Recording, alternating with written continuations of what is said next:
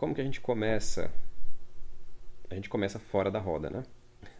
O mundo ordinário. No caso da Sociedade do Anel, passa-se um bom tempo. Tem lá um prólogo, né, que no livro não tem. Esse prólogo conta a história do reino, conta a história do Anel, do Sauron, que pra gente não ficar boiando na história, né? No livro isso não tem. O mundo ordinário está contando do que se trata ali, a normalidade daquele reino, daquela história. Então é o status quo, como que é a vida dos hobbits, né? Aparece aliás, eles são o símbolo da normalidade. Pensa bem. Eles estão lá muito despreocupados com o mundo. Eles nem sabem que existem outros países, nem sabem quais são os reinos.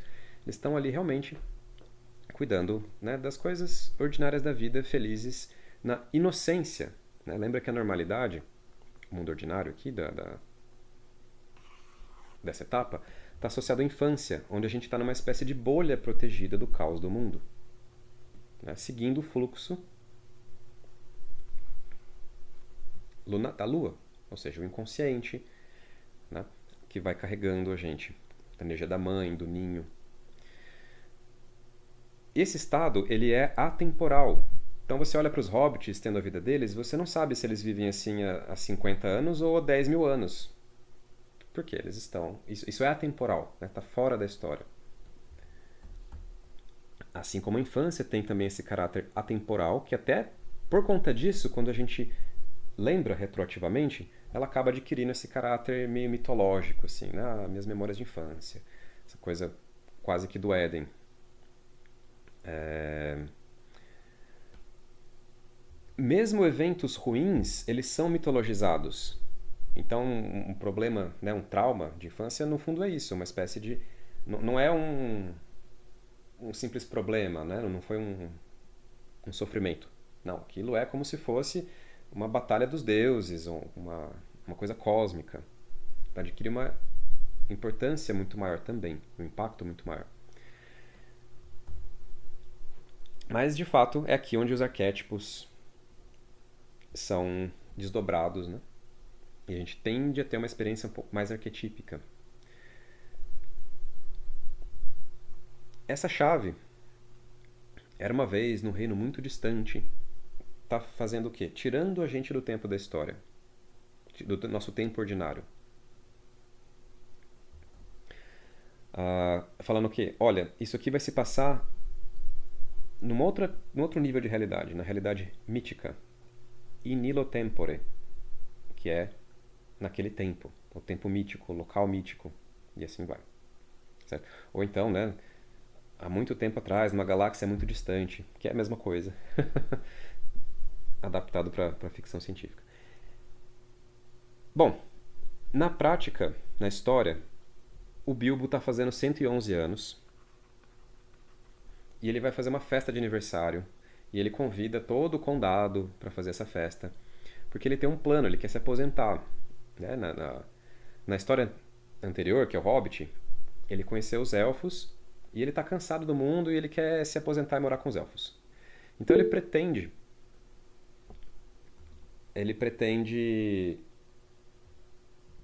91 anos, isso aí.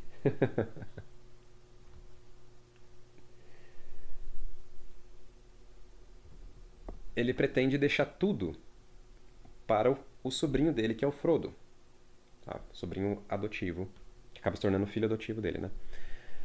Então vai deixar tanta propriedade dele, que é aquela toca de Hobbit, né, que aparece no filme, icônica, e também toda a fortuna que ele ganhou lá derrotando o dragão, voltando com os anões. Deixar tudo pro Frodo. Tá, isso tudo absolutamente normal. Não tem nada de aventura, nada disso aqui. E o filme passa, né, sei lá, uma meia hora nisso, se eu não me engano. Quando que a história de fato começa? Quando que você tem ali uma faísca que, tipo, opa, tem algo errado aqui, né? Que é o começo, que é o chamado aventura. O chamado aventura é todo o signo de Ares, mas a gente está dividindo aqui o signo de Ares em três decanatos. Então, o primeiro decanato é o 2 de paus. Aqui. Ele é chamado de Senhor do Domínio. Tá? E o que caracteriza essa parte? É o começo do começo, né? Na história, o Bilbo, o anel era uma parte da herança.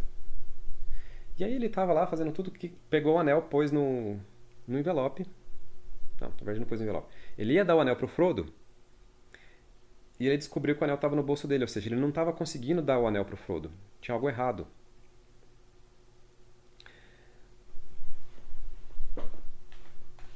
E até ele faz aquela careta, né? Ah, não vou dar. O que acontece? O Gandalf desconfia disso tudo. Porque ele, opa, tem um anel maligno desaparecido. E o Bilbo tem um anel mágico que não tá conseguindo deixar pro Frodo. Tá? Quando o Gandalf tenta pegar o anel, né, se aproxima com a mão, aparece o olho, esse olho fendido aqui, né, que é um olho reptílico. É o olho de Sauron. Inclusive é o símbolo de Sauron, esse olho, né? E ele na hora se toca que tem algo errado. E ele sai em busca de respostas. E ele fala pro Frodo: olha, guarda esse anel a salvo, não deixa ninguém saber, guarda em segredo. Né? Eu vou pesquisar. Aí tem um lapso, né, nessa história, que no filme parece que é uma semana depois o Gandalf tá de volta, mas na verdade passam-se anos até o Gandalf voltar com as respostas. Ele vai lá pro reino das Minas Tirith, vasculha as bibliotecas e pesquisa e tal, e ele encontra uma menção de que se você jogar o anel, se for um anel, né, se você jogar ele no fogo ou aquecê-lo, o fogo vai revelar a escrita maligna de Mordor, que está justamente escrito, né, um anel para todos governar, um anel para todos encontrar, um anel para todos prender e nas sombras aprisionar. Claro que isso na língua maligna de Mordor. E aí o Gandalf volta, pega o anel, joga na fogueira e de fato revela a escrita, que é um anel. E, meu Deus. Aí começa a história, de fato, né? É esse arco que dá início à história. Porque agora vocês não podem ficar de mãos abanando, não podem ficar ali, de mãos abanando, não podem ficar sem fazer nada a respeito disso. Porque o Sauron está atrás de um anel, e se ele recuperar um anel, ele vai se tornar o tirano do mundo, né? Vai dominar o mundo. Enfim, tem um grande chamado à aventura por conta da simples existência de um anel em posse do Frodo. Tá? No fim, o Bilbo consegue, é muito custo deixar para o Frodo um anel, mas é uma bela de uma enrascada, né? Esse olho fendido, nessa carta do tarô alquímico, aparece aqui, né, como o olho do diabo, é o olho da escuridão, né? Também com asas reptílicas aqui, mas a ideia é que não é um olho de visão como o sol, é um olho de escuridão, tá? O olho do dragão. O Sauron é o dragão da história, né? Nitidamente. Essa mesma etapa, chamada aventura, lá na história do Matrix, não sei se vocês lembram, que aparece lá uma frase: olha, sigam o coelho branco. E logo depois aparece uma moça com um coelho branco tatuado, e ele, opa, ele vai atrás deles. Tá? A história do seguir o coelho branco, como chamado aventura, não vem só da Alice no País das Maravilhas, tá?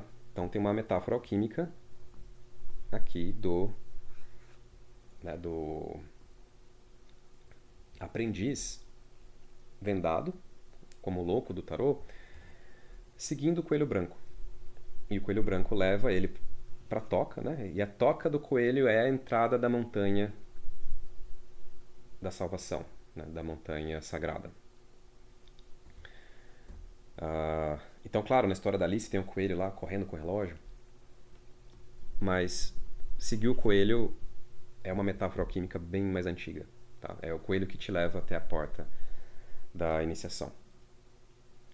E esse coelho é sua curiosidade, né, no fim das contas. a gente vai ver. Tá. Alguns caracteres típicos dessa etapa. É a percepção de que tem algo errado, né? Na normalidade não tem nada de errado, está tudo acontecendo conforme os ciclos infinitos, ciclos eternos. Aqui tem algo que quebra o fluxo normal da realidade. Então, ou o rei morre, ou fica doente, né? Ou a princesa é sequestrada, tem uma colheita ruim, tem uma invasão bárbara, né?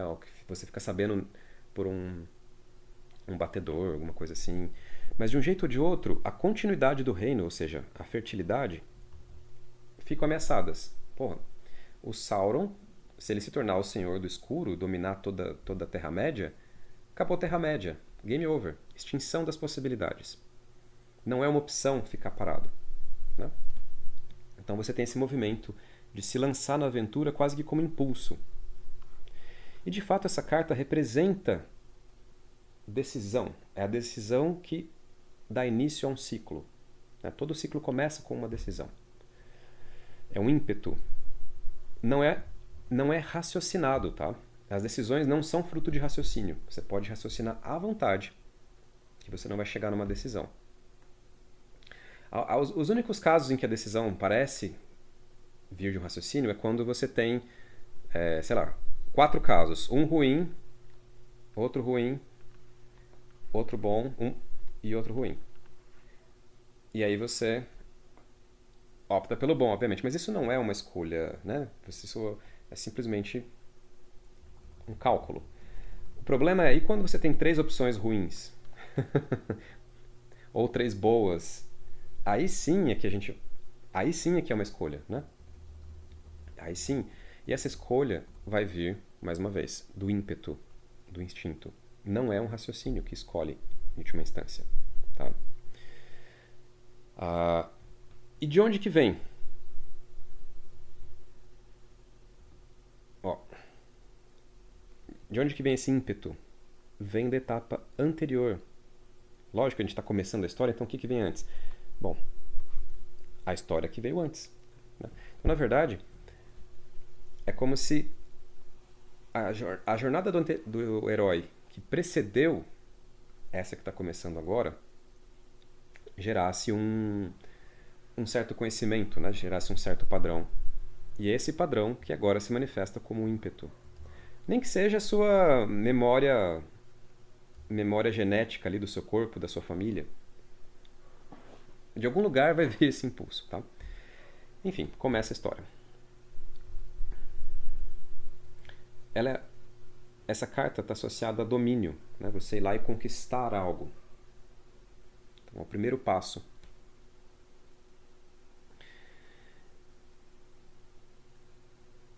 E esse passo são os hobbits se lançando. No caso, o Frodo recebe a missão do Gandalf de encontrá-lo na estalagem pônei saltitante da cidade de Bree, que fica no condado ainda, tá? Então Gandalf ele manda o Frodo pegar o anel, fazer a mochilinha dele e encontra na estalagem, que eles vão dar um jeito de lidar com o anel ali, né? Então, sem saber o que está acontecendo, o Frodo vai lá e faz exatamente isso, né? Ele acaba indo com o Sam junto, que estava ouvindo a conversa, né?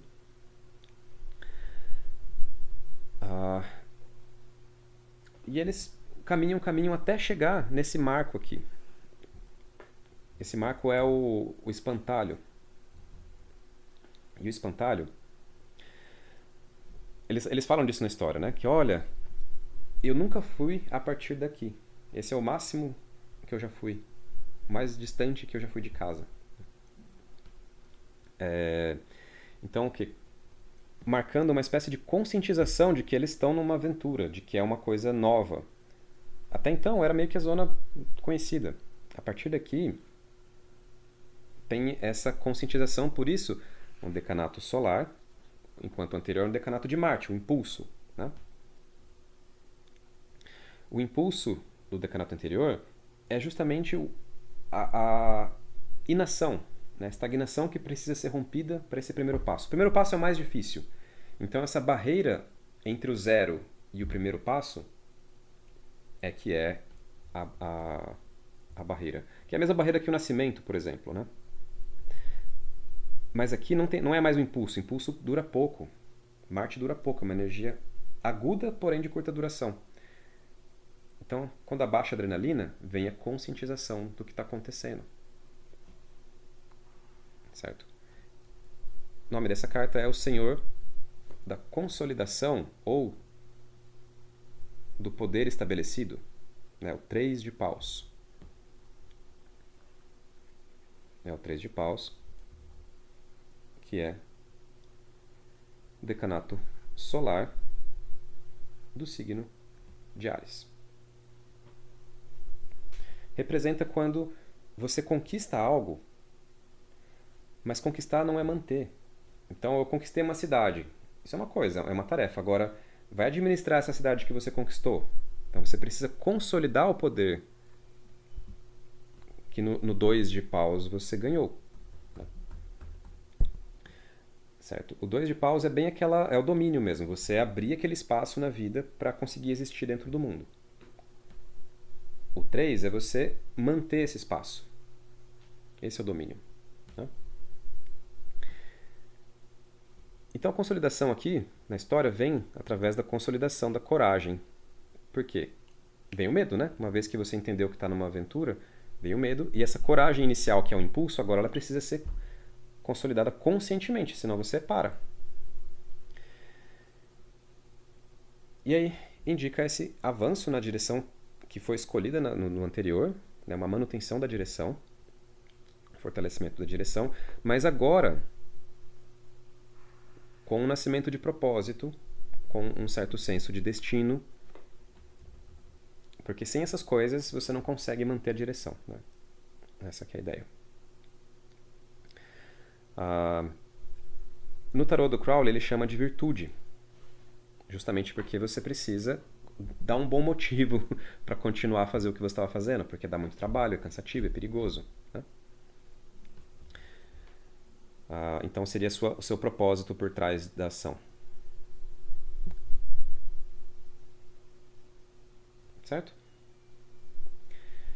E a gente passa então para o terceiro decanato de Áries. O Senhor do trabalho aperfeiçoado ou o Senhor da superação. Porque enquanto eles estão caminhando, o que acontece aqui? O Frodo e o Sam. Eles acabam caindo, trombando com o Merry e o Pippin, que estavam roubando comida do fazendeiro lá. E aí eles acabam numa confusão, fugindo, caindo do barranco. Na prática, de uma forma bem aleatória, né? O Merry e o Pippin se juntam à comitiva. Então eram 2 hobbits, agora são 4. Tá. E uma coisa que caracteriza muito, tipicamente, assim, essa carta, esse decanato, essa parte da história, é a formação de alianças, porque esse é um decanato de Vênus. Tá? É um 4 de ouros. Inclusive, em alguns tarôs aparece até uma imagem de um casamento, que está justamente associado a essa ideia de fazer de pactos, alianças. Né? Não é casamento aqui por amor, isso é copas. Tá? Aqui são alianças táticas, são companheiros de batalha. Então eu deixo minhas diferenças de lado com você, porque nós temos um inimigo comum e vamos somar nossas direções ali. Certo? Então essa carta é de uma aliança tática, um pacto, que depois de cumprido, né, de realizado, nada garante que a gente vai se manter aliado. Mas já é um início, certo? Já é um início. E a ideia por trás disso é que Áries tem a ver com essa energia da força, né? Não importa o quão forte eu seja, eu não ganho de uma aliança sozinho.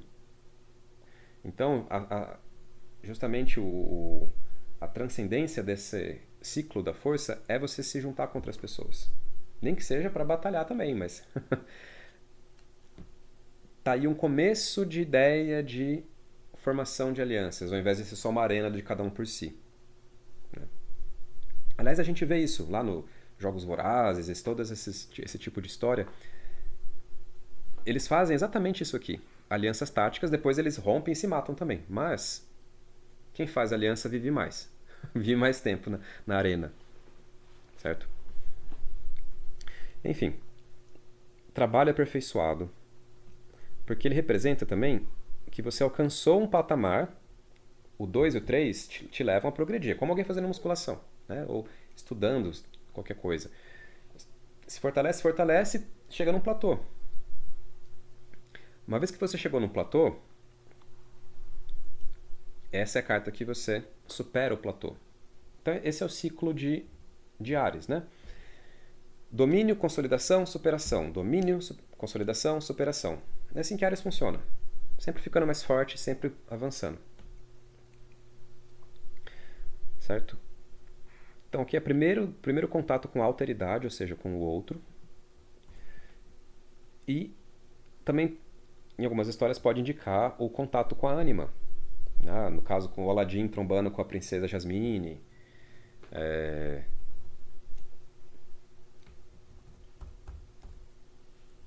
O outro aparecendo na forma da ânima, aqui também. Tá? E com isso a gente encerra a primeira parte da história. Tá? O primeiro signo, na verdade. O signo de Áries. Aqui. Com os 3 decanatos. E a gente passa então para a etapa de Touro. O próximo decanato vai ser o nosso 5 de ouros. Ele é o decanato mercurial, ou seja, que envolve adaptação, do signo de Touro. Tá. Então ele é chamado de Senhor do Problema, ou do problema material, que acaba sendo implícito que é um problema material porque o naipe é de ouros, e ouro se refere à matéria. Certo? Então, em muitos momentos, muitas histórias, é o início da recusa ao chamado, já que o touro está associado a isso. É onde o herói percebe os riscos da jornada. No caso aqui, eles são perseguidos por um dos Nazgûl, um dos Cavaleiros Negros. Os Nazgûl, eles eram reis antigos, humanos, que receberam um dos 9 anéis de poder. Né? Se vocês lembram a história, além do anel, antes o Sauron fez 3 anéis para os reis elfos, 7 anéis para os reis anões e 9 anéis para os reis humanos. Depois, e deu de presente, né? Para esses reis, como uma forma de bênção, porque ele tinha o poder para governar, a sabedoria e o poder para governar cada raça. Só que depois o Sauron fez um anel e traiu todo mundo, porque um anel governava os outros, né? Então a ideia era ele ser o rei dos reis. Os elfos se mostraram imunes ao poder do Sauron. Então eles continuaram usando os anéis deles e tudo bem. Os anões perceberam a malícia do Sauron e só tiraram os anéis. Mas os humanos perceberam a malícia do Sauron e ainda assim se entregaram ao poder. Perceberam que o poder era maligno, mas não, poder. E o que aconteceu é que eles acabaram se transformando nos espectros do anel, né? Escravos de Sauron, que não conseguiam morrer, mas também nem estavam vivos direito. Já tinham lá milênios de vida, né? Enfim, basicamente era essa galera que estava atrás do anel e, portanto, dos hobbits. E, bom, seres letais. O filme deixa isso bem claro, que eles eram muito poderosos e letais. Além de assustadores, né? Então, quando os hobbits se deparam com esse tipo de perseguição, eles percebem que, nossa, a aventura é perigosa, né? Então, essa carta é quando você se depara, o 5 de ouros, com essa ideia de exílio, de, nossa, estou fora do meu mundo, né? De privação, de perigo. Você se depara com a sua incapacidade, no momento, né, de executar a jornada. E aí você fala, não, mas eu tenho que colher, né, para participar da colheita. Você lembra das suas exigências imediatas, assim, dos seus afazeres, dos seus planos anteriores, e tenta voltar para aquilo. Né? Então, esse decanato, o 5 de ouros, né, também chamado de preocupação material, ele representa uma espécie de chamado para que você se dedique aos recursos. Você não tem os recursos da jornada. Então você foge da aventura por um tempo para se dedicar a reunir recursos. Recursos físicos, armas, né, a sua mochilinha de viagem. E recursos psicológicos também. Entender melhor o que está acontecendo, coragem e assim por diante. De qualquer forma, representa uma espécie de mergulho no mundano. Você quer fugir como uma espécie de negação mesmo do que está acontecendo, negação do problema, negação de tudo. Retornar para a sua vida anterior. E isso funciona por um tempo. Né? Então eles fogem dos cavaleiros negros e chegam de fato na aldeia de Bree, encontram a estalagem do pônei saltitante, que era teoricamente o objetivo deles. Então, olha, sucesso. Né? O nome dessa carta é Sucesso Material. Ou só sucesso, porque mais uma vez está implícito que é material por conta do naipe. Tá? E eles vão lá e pedem bebida e começam a cantar e dançar. Então é um completo alheiamento do perigo que de fato do que está acontecendo. Se vocês lembram na história do Rei Leão, esse alheiamento acontece também. Né? Essa alienação. Onde está lá o Simba conversando com Mufasa. E em paralelo, lá no Reino das Hienas, o Scar está formando um exército de hienas para invadir o reino. Né? Então aqui, no auge assim, dessa alienação, desse alheiamento, é também o auge da preparação do Senhor do Escuro.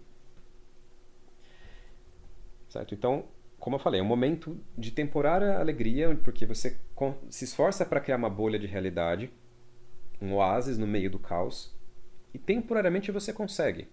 Tá? Temporariamente você consegue. Ah, sim.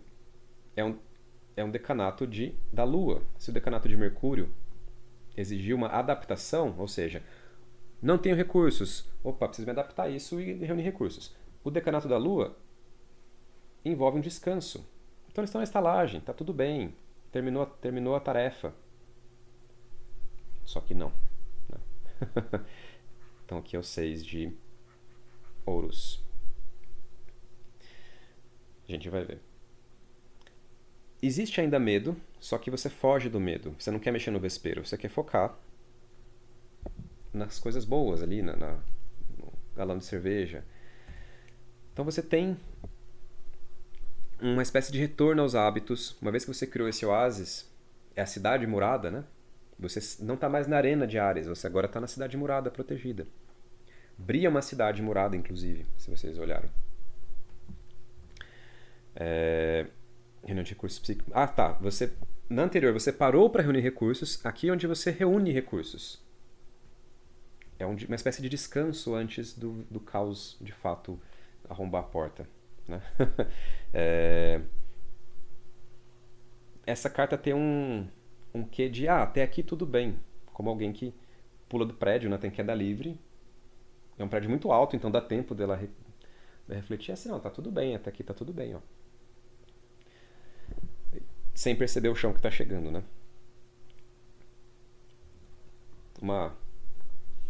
Um reflexo do momento na humanidade, mas tudo bem.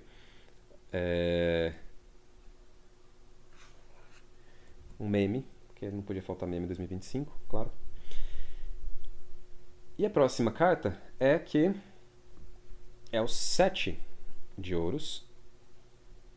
Ele é um decanato de Saturno. É quando a realidade bate na porta. Né? Você meio que fugiu dela anteriormente, descansou, e aqui ela chega com tudo. Por isso é um decanato de Saturno. O nome dessa carta é Falha ou Sucesso Parcial. Sucesso parcial até é um título mais significativo, porque olha, tem 4 frutas boas, 3 podres, 3 ruins. Mas como ele está focando nas ruins, ele tem essa sensação de falha. Né? Então, é típico dessa carta. tem algo indo mal e você foca nesse algo indo mal e não vê direito que tem uma parte que está indo bem e é essa parte que importa. Você vai precisar dela, né? Então está associado também a essa análise de prós e contras, essa ponderação pragmática de Saturno. Mas a título da história é a falha. O que acontece, né? O Frodo, ele estava usando um nome falso, que era o Senhor Monteiro, não o Senhor Bolseiro, que é o nome real dele, Frodo Bolseiro. E como os hobbits estavam bêbados lá, eles acabaram entregando que era o Frodo Bolseiro. Né? Por que isso é importante? Porque quando o Gollum foi torturado, eles só conseguiram discernir duas palavras. Que é Bolseiro, como nome do Frodo, e Condado. E com essas duas palavras, os Cavaleiros Negros já conseguiriam encontrar. Ou seja, ele saiu justamente com o nome falso para despistar isso.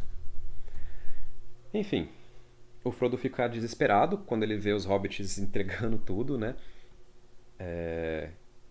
E ele acaba escorregando e o anel cai no dedo dele, assim, por pura vontade do anel também, de ferrar com tudo. E tem essa coisa, quando o Frodo veste o anel, põe o anel, é como se ele virasse um farol brilhante e os Cavaleiros Negros sentem a presença dele, imediatamente a posição. Então, uma vez que o anel caiu no Frodo, pum, todos os cavaleiros imediatamente se direcionaram, souberam onde ele estava e se direcionaram a toda velocidade ir atrás dele. Certo? Então essa carta, essa etapa da jornada, o Frodo viu o Sauron. Fala, nossa, a coisa é complicada mesmo, né? Essa batida contra a parede da realidade, assim. Você tentou voltar para o seu mundo antigo, fazer o que você sempre fez.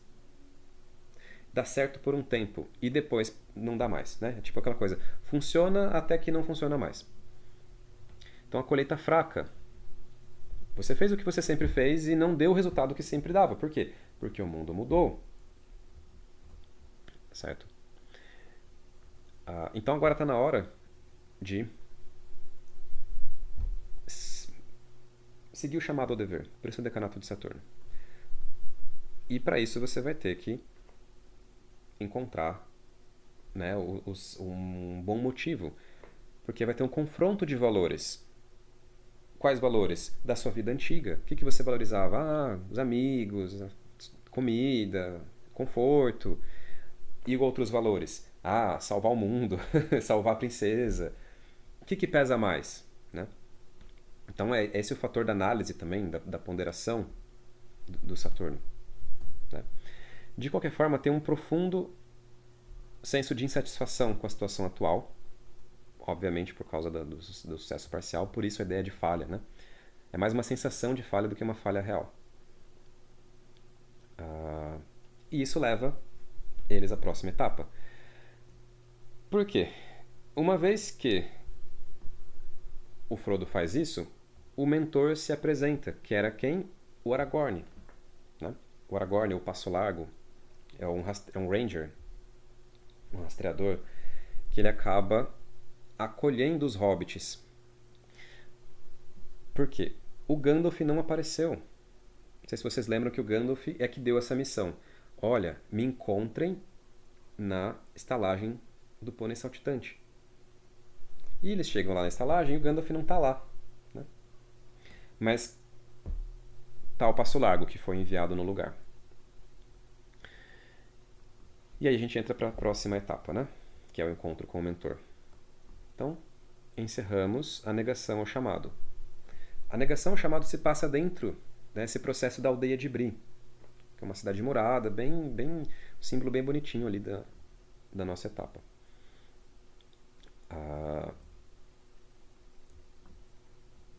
Então a próxima etapa é a etapa de Gêmeos, onde a gente tem as cartas 9, 8, 9 e 10 de espadas. Certo? O primeiro decanato do encontro com o mentor é um decanato jupiteriano. Certo? Júpiter de Gêmeos. Bom, Gêmeos são todos aqui. E sendo um decanato jupiteriano, ele vai incluir uma espécie de avanço, de abertura. Qual que é esse avanço? Se Bri era uma cidade murada,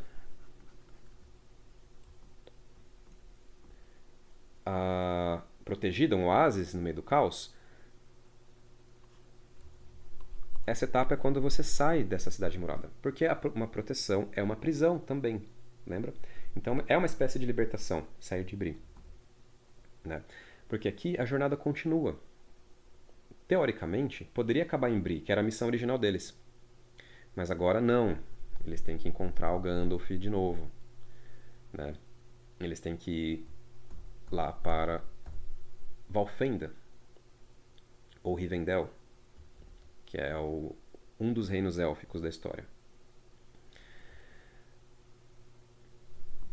O encontro com o Aragorn exerce esse papel de mentor deles, né? Ele que vai explicando o que está acontecendo, desconstruindo as ilusões deles, na verdade. Então essa desconstrução do paradigma tem uma cena muito, muito típica, que é eles... mas e o meu segundo café da manhã? Eles estão numa jornada nas regiões selvagens para salvar o mundo. Eles ainda não se tocaram que não vai ter mais o conforto do condado. Tá? Então o nome dessa carta é Senhor da Força Diminuída ou Senhor do Enfraquecimento. Tá? O que é esse enfraquecimento? É o conflito mental que começa a aparecer entre o seu paradigma antigo e a realidade. Enquanto o mentor é um choque de realidade. Por isso que é Gêmeos. São duas realidades. O seu paradigma antigo e a nova realidade que eles começam a entrar em conflito, tá? Tô só me repetindo. De qualquer forma, saindo de Bri, é uma abertura mental que expande o seu horizonte. Então, se você estava lá na ortodoxia de Touro, você começa a se abrir para novas ideias de fora da sua ortodoxia.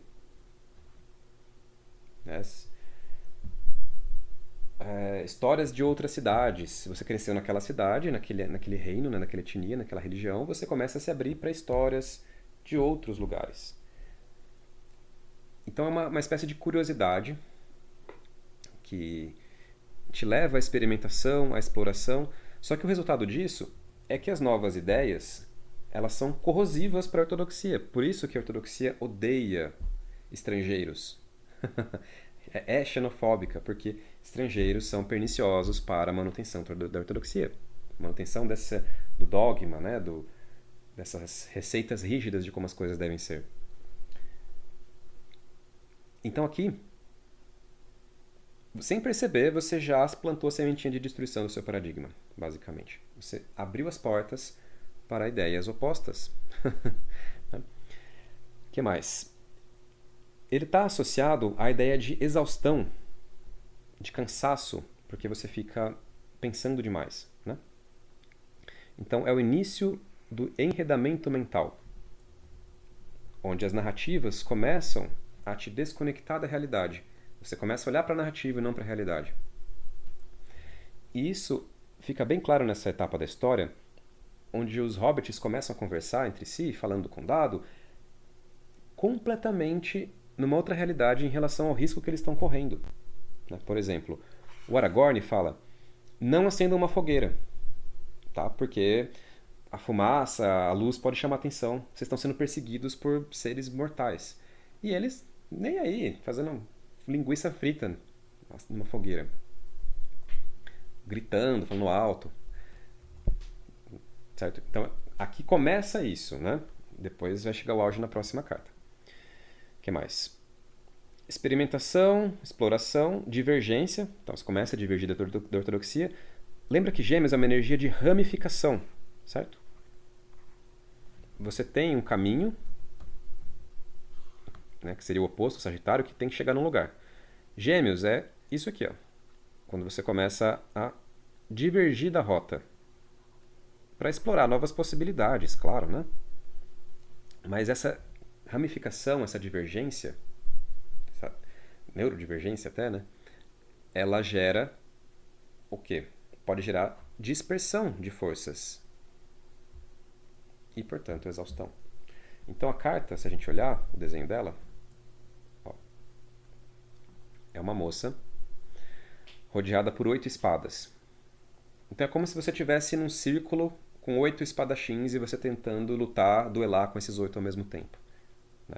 Você até consegue ali, no máximo, se manter por um tempo, mas é uma luta fadada ao fracasso. Então aqui você ainda está lutando contra a realidade, digamos. Certo? Lógico que essas narrativas causam bloqueios perceptivos e desconexão com a realidade. E isso vai acumulando até desembocar na próxima etapa, tá? Que é o 9 de espadas, é um decanato solar, desculpa, marcial. Então é um conflito, né? É um campo de batalha que acontece na sua mente. Então nessa etapa é bem aquilo, né? Eles estavam num certo abrigo, que era para eles ficarem quietinhos, mas eles fazem uma fogueira e falam alto, eles chamam a atenção dos Nazgûl. E interessantemente, nessa imagem tem 9 espadas. Não sei se o quanto isso foi coincidência, sincronicidade ou proposital, mas tem as 5 espadas dos Nazgûl e as 4 espadas dos Hobbits.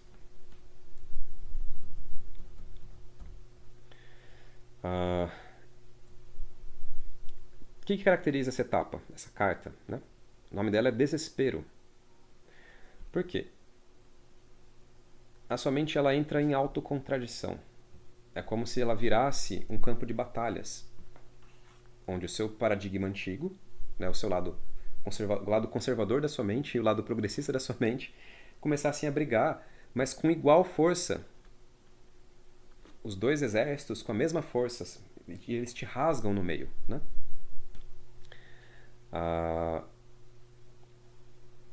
E você percebe isso como? Como uma proliferação mental, uma multiplicação dos pensamentos. Então, como a sua atividade mental cresce muito em relação à realidade, a realidade ela é até esquecida, certo? Então aqui você, de fato, é o momento em que a atividade da sua mente está 100 vezes maior do que a checagem de realidade.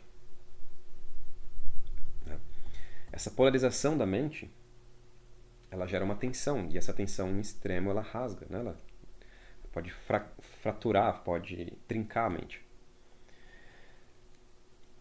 Então, é uma carta associada à agitação mental e à ansiedade, é uma carta associada à insônia.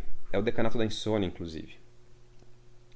Porque a sua mente fica muito ativa, basicamente, né?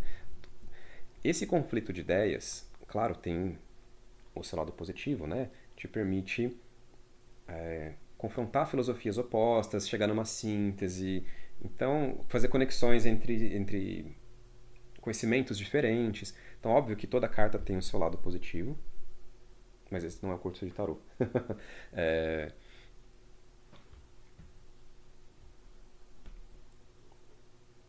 A gente pega pelo mais típico aqui, né? Que é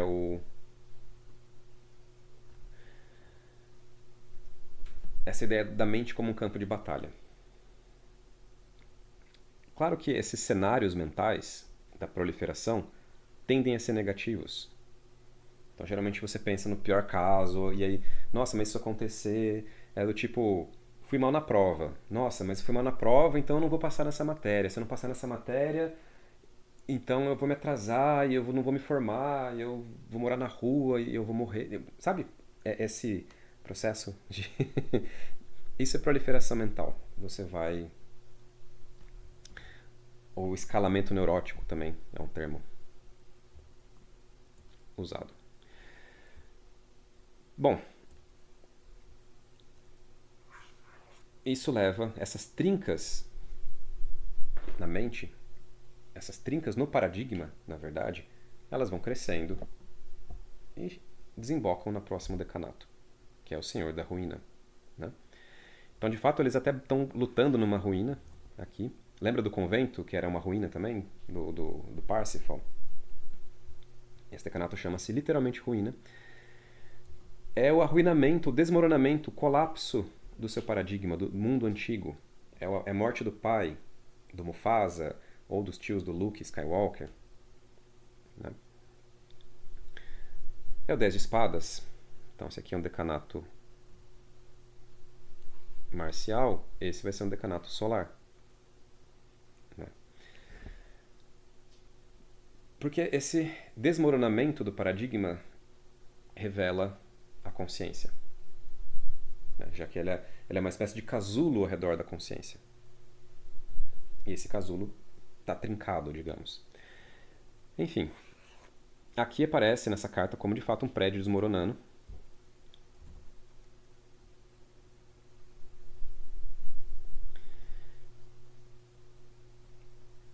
Na história, o Frodo ele é acertado por um Nazgûl com uma lâmina envenenada. E essa ferida, né, ela não cicatriza nunca. É o trauma acontecendo.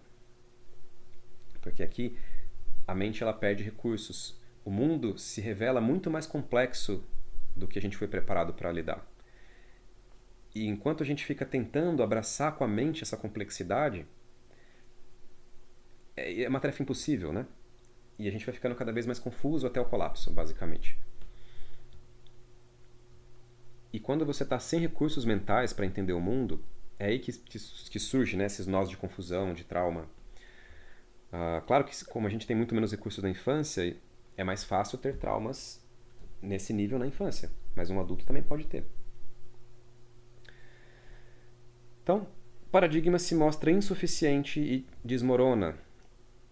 Sem essa interface de interação com a realidade, a gente entra em colapso mental. É o auge da ilusão, do delírio, até esquizofrenia.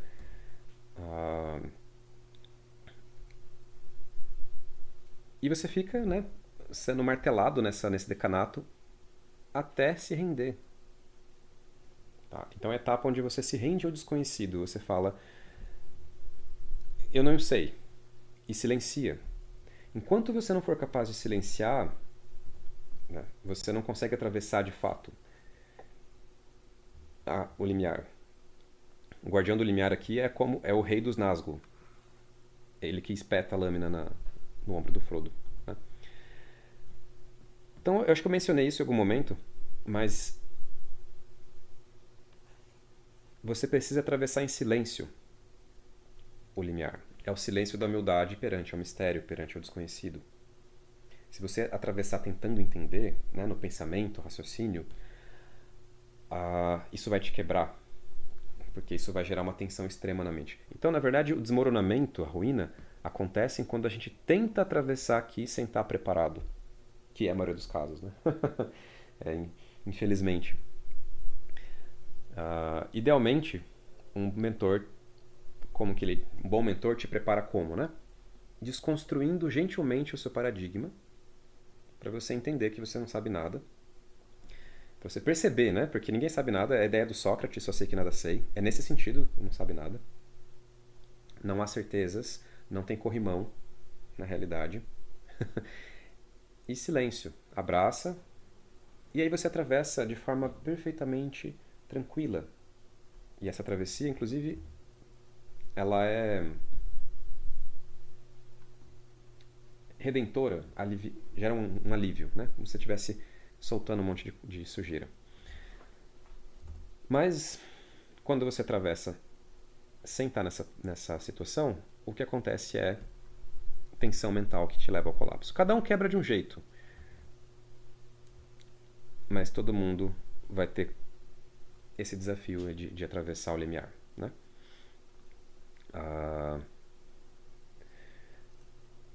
Bom, vou deixar esse mistério para a próxima etapa, né? Para o próximo encontro, próxima segunda. Mas, adiantando que a gente do outro lado tem algo te esperando.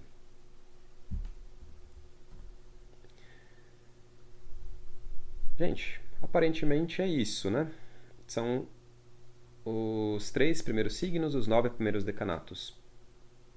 As 9 primeiras etapas da história. A gente começa com o Frodo tentando simplesmente entregar o Frodo pro Gandalf numa estalagem e de repente ele tá ali sendo perfurado por uma lâmina envenenada pelo rei dos Cavaleiros Negros. Ou seja, deu tudo errado. E faz parte dar tudo errado, ou seja, o desmoronamento faz parte, ele precisa acontecer para você ter esse chacoalhão assim e acordar. Né? É o auge da ilusão, porque o primeiro arco da jornada é um arco descendente. Então você vai afundando na ilusão. E a travessia do limiar é momento de virada, onde você para de descer e começa a subir. Certo? Essa travessia do limiar, no fundo, ela tem a ver com aceitar e abraçar o desconhecido. Essa integração do não saber, da ausência de certezas, no fundo é aceitar, é o momento em que você de fato aceita o chamado. O chamado acontece em Áries. Você nega o chamado em Touro. Em Gêmeos você fica, sim, não. Enfim, se você não atravessar, você vai ficar cozinhando aqui na ruína e vai cultivar a doença mental. Ou seja, você precisa dar esse passo de aceitar o desconhecido, o mistério, e conseguir olhar para o mundo com humildade. Conseguir olhar para o mundo com esse olhar do aprendiz. Né? Se tem um mentor, tem um aprendiz. Então você desenvolve a mentalidade do aprendiz ao longo de Gêmeos. Esse é o desafio do limiar, tornar-se um aprendiz. E aí você, de fato, é iniciado, digamos, você passa para o lado de lá. É isso, pessoal. Alguma dúvida?